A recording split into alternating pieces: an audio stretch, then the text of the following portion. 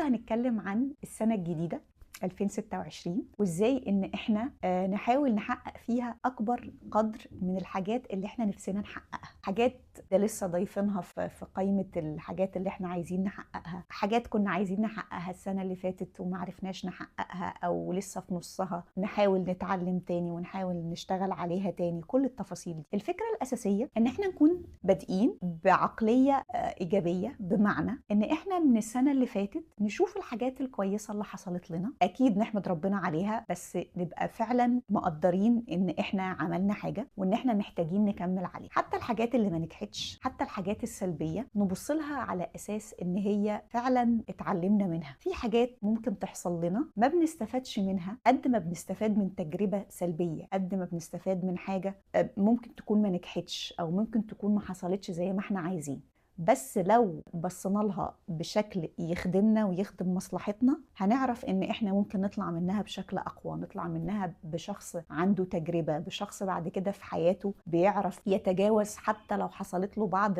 العثرات او بعض التأخر. فده اللي احنا ممكن نكون محتاجينه، ان احنا طالعين من 2025 بنفسية كويسة، وطالعين عندنا طاقة وعندنا استعداد ان احنا نحاول تاني ونجرب تاني في 2026. بالنسبة ل 2026 الفكرة الأساسية إن إحنا ليه بنعمل التخطيط ده أو ليه بنعمل الاستعدادات دي؟ بنحاول نركز على حاجات مهمة، أولويات بالنسبة لنا، ونعملها بشكل عملي وفي نفس الوقت يكون طموح. لما يتحقق يبقى إنجاز بالنسبة لنا وتبقى خطوة لقدام. فبالتالي بنشوف إيه أكتر حاجات إحنا محتاجين نركز عليها وبنركز عليها. وسواء الحاجات دي أنت بتكتبها أو بتعملها فيجن بورد، تحطها في شكل صور للأهداف اللي أنت محتاج تحققها وتجمعها عشان تبقى موجودة قصاد عينك، تحفزك وتديك طاقة وتخليك دايما عارف انت عايز تعمل ايه. او لو حتى هتعمل لها تدريب لجهازك العصبي ولعقلك علشان خاطر تبقى حاططها في منطقة الوعي ان دي حاجات انا فعلا محتاج اعملها، اللي هو المانيفستنج اللي الناس بتتكلم عنه، ان انت مؤمن بحاجة لسه ما حصلتش فبتسعى بكل طاقتك ان انت تحقق الحاجة دي. بس المهم في الموضوع ان انت تكون بتكتب الحاجات اللي انت عايزها. الكتابة فعلا فيها قوة علشان بتخليك أكثر تحديدا وأفكارك واضحة أكتر، تحط الأهداف دي في منطقة الوعي، فهتحاول تبتدي تشتغل عليها. زي ما هنقول لما بنحاول ولما بنشتغل ممكن محاولاتنا دي إن شاء الله تكلل بالنجاح، ممكن نبقى حاولنا ونبقى محتاجين نكمل أو نعدل زي ما هنشرح، بس فعلا بناء على تجارب ناس كتير. ندم للي ما بيعملش، للي ما بيحاولش، لكن اللي بيعمل، اللي بيحاول، اللي بيجرب أكيد بيوصل لنتيجة وأكيد بيوصل لحاجة مختلفة عن اللي ما عملش حاجة خالص. أهم حاجة إن إحنا ما نقولش لنفسنا كلام سلبي حتى لو في إحباطات. إحنا بنحاول نلاعب أفكارنا ونلاعب عقلنا ونحطهم على طريق يخدمنا، ونحاول إن إحنا ما نسمعش للأفكار السلبية اللي بتجيلنا ونسيطر عليها، ونحفز نفسنا ونحسس نفسنا إن إحنا كده كده الوقت هيعدي. فخلي الوقت يعدي وإحنا بنحاول نعمل حاجة إيجابية توصلنا فعلا لحاجة كويسة، بدل ما الوقت يعدي وبعد كده نبقى متحسرين او متضايقين او محبطين او حاسين ان احنا سننا كبر واحنا ما عملناش حاجه وما اتحركناش من مكان. علشان نعمل التخطيط ده محتاجين ان احنا نقسمه اولويات، والاولويات دي انت ليك مطلق الحريه تقسمها ازاي. ممكن تشوف ايه المهم بالنسبه لك وتبتدي تكتبه وتشوف انت محتاج تحقق فيه ايه في السنه الجديده. في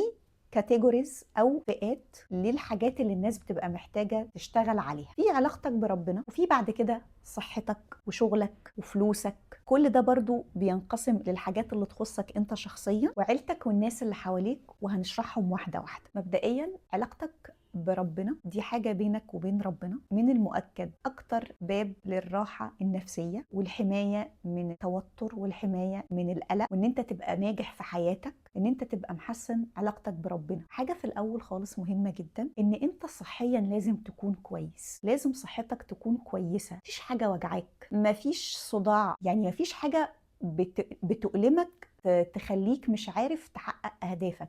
والحاجات دي يعني ربنا يدي الجميع الصحة، مش بالضرورة تكون حاجات كبيرة. يعني لو في ظهرك بيوجعك، بتصدع، كل الحاجات دي تسعى ان انت تحلها وتهتم بصحتك، وصحتك تكون كويسة. حتى لو الحاجات البسيطة، حتى لو فيتامينات ناقصة في جسمك، حتى لو شعرك بيقع ومحتاجة ان انت تهتمي بيه صحيا، ان هو يبقى في حالة صحية كويسة. كل الحاجات اللي بتأدي الى ان انت صحيا تكون سليم بتأدي الى ان حياتك بتبقى جودتها عالية. انت وانت صحيا كويس بتعرف تأدي بشكل أحسن على كل الأوجه. بالنسبة للشغل، كل واحد في شغله بيطمح لخطوة بعد كده، بيحاول يشتغل عليها بأنه هو يكون بيشتغل كويس، بيحاول يحسن من مستواه، بيحاول يعمل الحاجة بشكل أحسن، بيحاول يتعلم. حتى لو عايز تحسن شغلك أو تشتغل شغل جنبه أو تغيره أو تاخد كورس أو تتعلم حاجة جنبها، برضو كل ده متاح بترتيب وقت وبترتيب أهداف. نحاول نحقق كل اللي احنا بنعمله ده. بالنسبة للجانب المالي، باختلاف المرتبات اللي ممكن تكون الناس بتاخدها، مهم جدا على قد طاقتك وعلى قد المتاح معاك تحاول توفر مبلغ صغير على جنب مهما كان صغير. يعني لو انت بتقبض مرتب صغير جدا، لو بتحوش منه اقل مبلغ ما يعمل لكش حاجه، 200 جنيه مثلا، 200 جنيه دي لا هتجيب لك حاجه ولا هتاثر حاجه ممكن تكون معاك، بس لو حوشتها شهر ورا شهر ورا شهر، ممكن في وقت من الاوقات تكون منقذه بالنسبه لك. ممكن في وقت من الاوقات تكون مهمه لدرجه حيويه، ان انت مثلا، ان بعد الشر عن الجميع، محتاج مثلا تروح لدكتور، وان انت مش معاك من مصاريفك ان انت